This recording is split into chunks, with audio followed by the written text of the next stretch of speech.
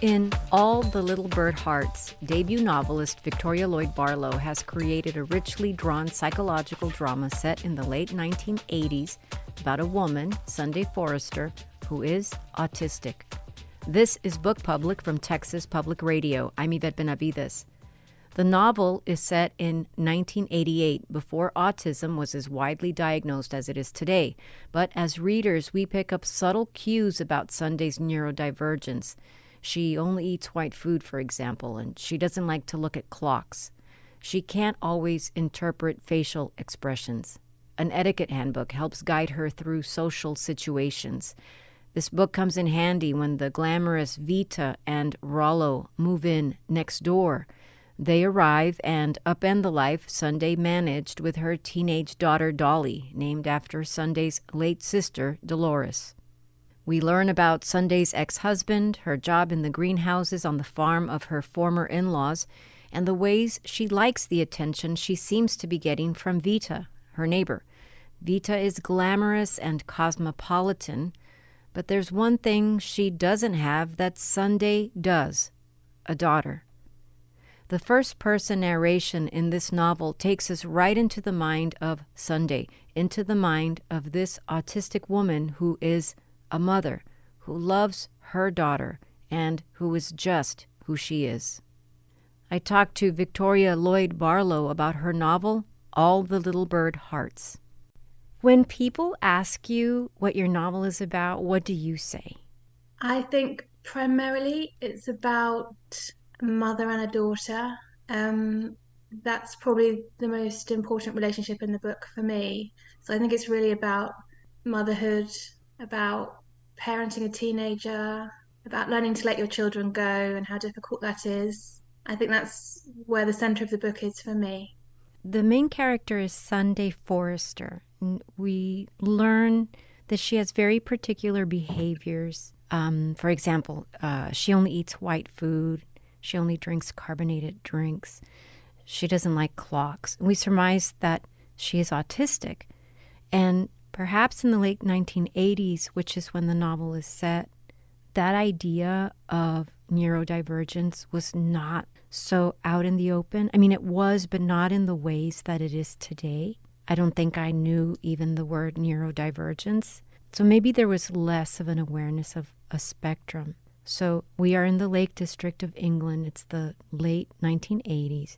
Why this setting? Why this decade, that very particular time period for you? What was so compelling about this time period? For me, I wanted Sunday to explore her condition outside the current way of thinking about autism. So I wanted it to be in an era before we had the language that we have now around autism, and before we had some of the fixed beliefs that we have now about autism and gender, especially. So it was important to me that Sunday could really come to understand herself in an entirely interior way, so she wasn't looking at how she conformed or didn't conform to expectations about autism or being neurotypical. I just wanted to give her more freedom than that and to understand herself more completely, because I think a lot of the current thinking around autism has been formed by neurotypical people and not by autistic people. And I didn't want Sunday to be coming to understand herself from an outsider's perspective. I wanted her to be inside her condition and really to come to peace with herself. So that's why I set it in the 1980s. And I set it in the Lake District because Sunday's mother has a deep love for the landscape in which they live. And her mother's relationship with the Lake District is almost more than her relationship with Sunday. And I wanted Sunday to kind of see her mother loving the lakes and rejecting her to some extent, but to remain understanding. And the Lake District is such a beautiful area. For me, that setting is almost a character in itself in the book. Mm-hmm. And the lake is very important to the family and to the way things turn out for the family. So the lake is always there, kind of haunting them, but being so beautiful at the same time. And that comparison is something that relates to some of the characters in the book as well, that kind of consistent beauty and danger being tied together. Yes, I can certainly see that. And the character of Sunday is also really taken with this idea of the mythology of southern Italy and Sicilian folklore. There's so much of that in this book. Is that a particular passion of yours? Yeah, it was quite a treat for me to write about it actually, because that's something that I'm really interested in and fascinated by. And I wanted in the book to demonstrate how, for many autistic people, our chosen interests are a way of relating to the world. So when Sunday, for example, is stressed or not understanding a situation, she'll turn to her subject, which happens to be um, Italy, and she'll look for that as a way to translate the world around her.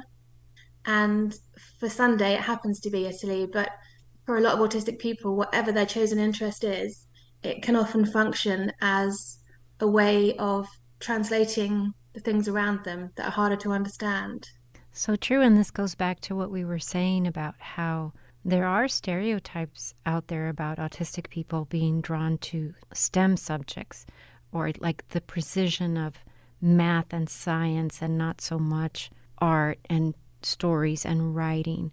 I feel like exactly right, like this book and also a story like your own, because you are also autistic, really helps this in sort of regards to just diminishing these kinds of stereotypes that are out there. So I really like knowing that this idea, and I can understand it, this idea about integrating a particular passion of yours in the story, and the character can use it to interpret things that are going on around her. Not entirely like, but sort of like the way she uses the etiquette rules of Edith Ogilvy. It's a little different. That book by Ogilvy becomes a little bit of a touchstone for Sunday all the time, because it becomes particularly important when Vita moves into the house next door and Sunday's trying to figure out how to manage her exchanges with this very interesting woman who moves in next door. Can you talk about Vita a little bit?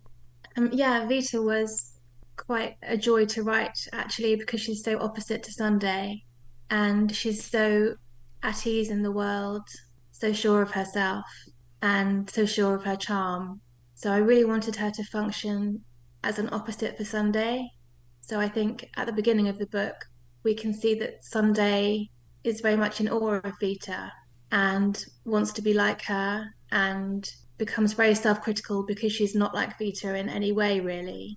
And as she gets closer to Vita, it helps Sunday to understand the positive aspects of her differences. Because while she doesn't have Vita's charm, she also doesn't have Vita's superficiality. And she doesn't do things to impress people. She does things because she believes they're the right thing to do. So Vita really works to kind of show Sunday that although she has differences, some of those differences come with real integrity and authenticity. So that's where Vita worked for me, is as an aid to Sunday to help her really understand herself. It's so true because all of her roles are a little bit fraught as a daughter, as a sister, as a wife, ex-wife, as a mother, and finally as a friend, because we have her first person point of view. There's so much that we learn about her experiences in these roles. And you're right, with every other character, with every relationship, we see that Sunday is the character who really is immutable in how she's going to comport herself. Even if she's going to follow, the Ogilvy etiquette book, she's still going to be entirely herself. I mean, Vita is somebody that she admires. She's attracted to in very particular ways. We see that her daughter, Dolly, also wants to be like Vita. And there's this very interesting thing that happens. But in the end, it is, in fact, Sunday who emerges again and again as a character who's just so comfortable and I don't know if that's the right way of saying it, in her own skin, who is just who she is. And that idea about authenticity, I think, is very, very important in this book. Yes, I think that's at the center of the book. And I think at the beginning of the book, Sunday is less comfortable with who she is, particularly in relation to Vita and Dolly. Then, hopefully, as the book goes on, the reader will see that she comes to really accept herself Yes. and to accept the parts of her that aren't necessarily about appeal and charm, but really are about authenticity. So, yeah, I'd agree that's really central to the book for me. And this novel started out as part of your work for your PhD. Incredibly, it became your first published novel, and your first published novel was then longlisted for the Booker Prize. What has been your experience then to go from, and I know you didn't graduate from high school, and you went to school, you got your PhD, then your novel is published, then you're longlisted for the Booker. What's life been like for you? I mean, this has been such a fast track. What is all this recognition been like for you?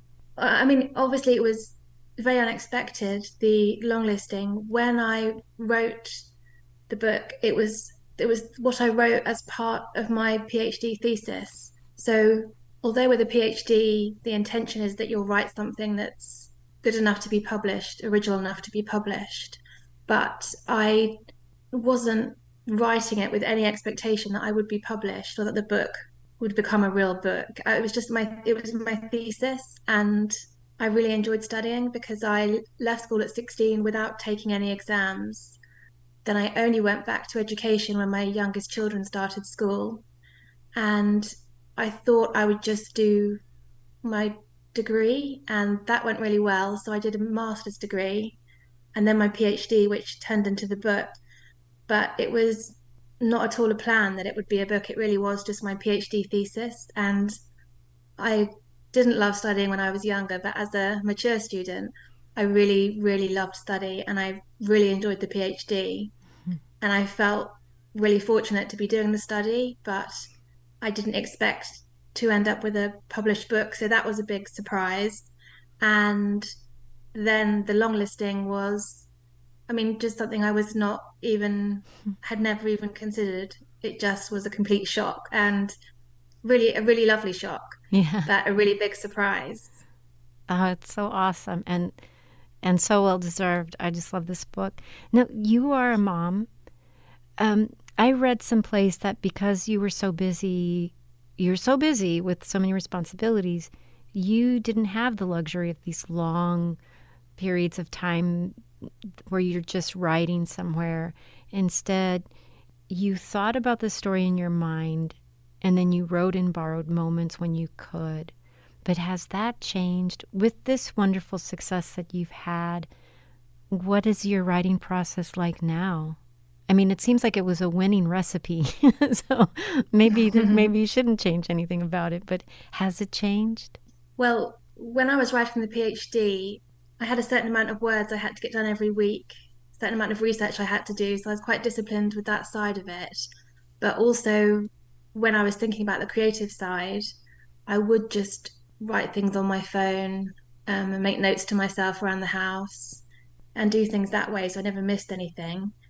And it worked fine. And when I was lucky enough to get some time in the library at the university, I could be really productive then as well.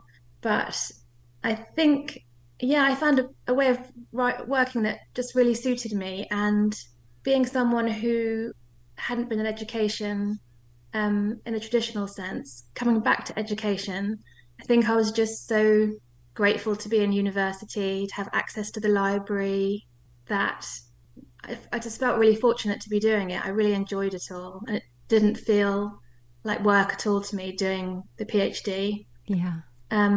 Now I'm working full time, so I don't have time really to do any writing.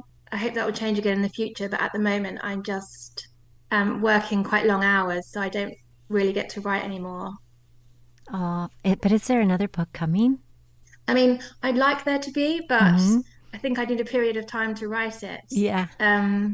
So not for the moment while I'm working, but hopefully if I get some time in the future, Uh-huh. I've got a plan for my next book, and I've got about 3 chapters, but I think I'll just need a block of time to work on it more. Yeah. I work quite long days at the moment, so there's just no time to write just now. Hopefully that will change in the future. I hope so too. There Thank is not a you. there's not a single page in All the Little Bird Hearts that I did not underline and highlight heavily for Thank you. some incredible description, some turn of phrase or some new thing about this Sicilian folklore, or some image, something. And the book has been described as a psychological drama, and it is that, and a page turner. But it is also about such profound things to do with what each one of us, like Sunday, what each one of us can carry into our relationships, our expectations, our fears, and our aspirations. What is it that you hope new readers coming to this book now will find in these pages, maybe more than anything else? What is one thing that you hope readers will discover in these pages? I hope that readers will, by coming to understand Sunday, they will also come to understand all those things that we have in common as autistic people and neurotypical people, that in terms of parenting and family relationships, we can all struggle with the same things. And I think just maybe to be more understanding of ourselves and of each other, to make less assumptions about other people and how they're doing things. I think if you read Sunday, you can see that she's working very hard at her relationships and at understanding the people around her, even though she doesn't always manage to do that. And Sunday's mother makes the mistake of thinking Sunday isn't easy socially because she's not trying somehow. But the people that read the book and understand Sunday understand that Sunday is trying very hard to work things out, but it's just not clear to her. So I hope readers will engage with Sunday and hope for the best for her. Viktoria Lloyd-Barlow, thank you so much. What a thrill and what an honor to get to talk to you today. I really appreciate your time. Thanks so much for your time. It was lovely to speak to you. Viktoria Lloyd-Barlow is the author of All the Little Bird Hearts.